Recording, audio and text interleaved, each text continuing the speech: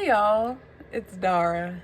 So it's been quite a while since I've done a reading video or book video, but I'm back and I want to talk to you about a book I just finished reading.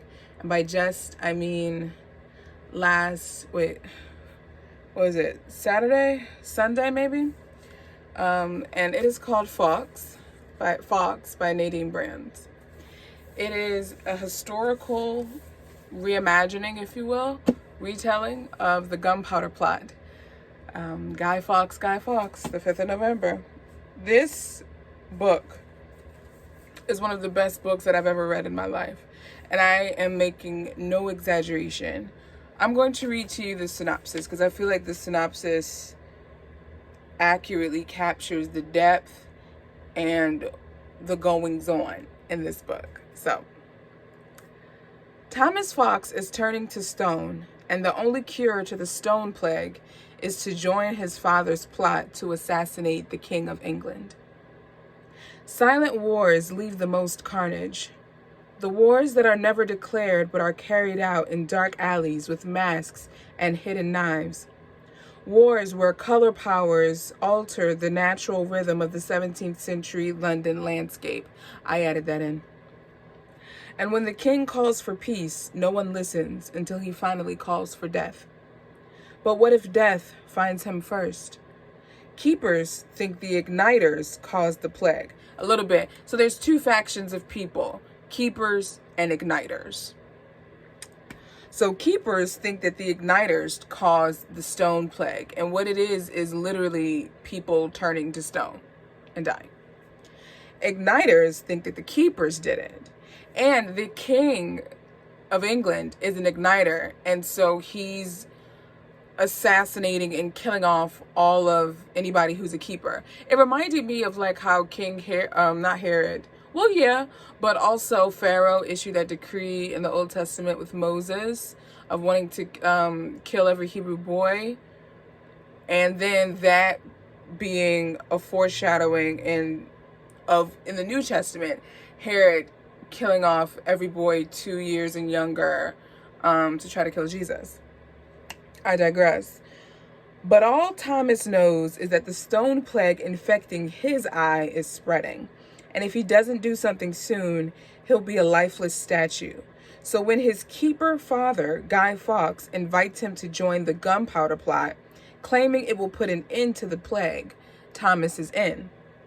The plan: use 36 barrels of gunpowder to blow up the igniter king. The problem: doing so will destroy the family of the girl Thomas loves. But backing out of the plot will send his father and the other plotters to the gallows. To save one, Thomas must lose the other. No matter Thomas's choice, one thing is clear. Once the decision is made and the color masks have been put on, there's no turning back. So a little bit more than what the synopsis gives you. So the fantasy element is that the humans in this book have color powers. And you are able to utilize these color powers when you are 16. You go to a specific color power school. I forget what it's called. And your parents are the one that gives you your color mask. And each color is indicative of a different personality type. And if you get that specific color power, you have control of everything that is under that color.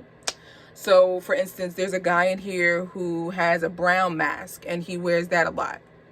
So he can control dirt, wood, and whatever else is brown, basically. There's a guy, actually Guy Fawkes has a black mask. So he is able to work best in the nighttime, in the shadows. That's his thing. One of the guy, his mask is green. I forgot what he did. There's another mask that's blue. And the mothers give the daughters their mask, and the father gives the son their mask. And how this book starts off is that Thomas, his dad doesn't give him his color mask, so he's not able to continue in the school. And so now he's trying to find his father to give him his mask, and that's what sets him on the journey to London. It is an exceptional book. It covers so many themes. It is a coming of age story, because we see Thomas grow with the relationship with his father, coming into his own identity, learning more about the history of keepers and igniters. And what is this thing called white light? What is that about? Because apparently white light can control all the colors, and there are certain people, white light speaks to everybody, and if people are submit and allow the white light to speak to it, they are able to control all of the colors. But then they think that that's witchery or something. Like, it's a whole thing, y'all. This book is fantastic. It's published by Thomas Nelson, which is a major, it's one of the pillars in the Christian publishing community. Thomas Nelson, Tyndale, Zondervan, those are your big three right there, along with others like Bethany, Revel. Monster Ivy is another publishing house coming up. Enclave, if you are looking for sci-fi and fantasy, that's a really good publishing house. enclavepublishing.com or enclave.com. That's a good one, but I digress. This book is fantastic. And I'm not one for fantasy. I'm normally read contemporary romance. So, and this is within the Christian fiction subgenre. So, this was me getting out of my comfort zone, and I'm so glad I did. And I can't wait to read more. I want to know what other books she has out, if any. And this was a complete movie. This was a movie. It's a bit long. It has discussion questions in the back, and she also, there's an author's note where she talks about what, like, in which parts did she stick to historical fact and in which parts she took creative license in. It's 430 pages long, but when I tell you it's delicioso. Like, every page is worth it. Get you this book. You can get it off of Amazon, christianbook.com, wherever you get your books. Get it ebook, print. It probably has audio. Listen to the audio. But first of all, this is just gorgeous. But get you this book. And this was a book I just finished reading. In another video, I'm going to talk to you about what I'm currently reading and what I plan to read in the immediate future. So stay tuned for that. And I'll talk to you guys in the next video.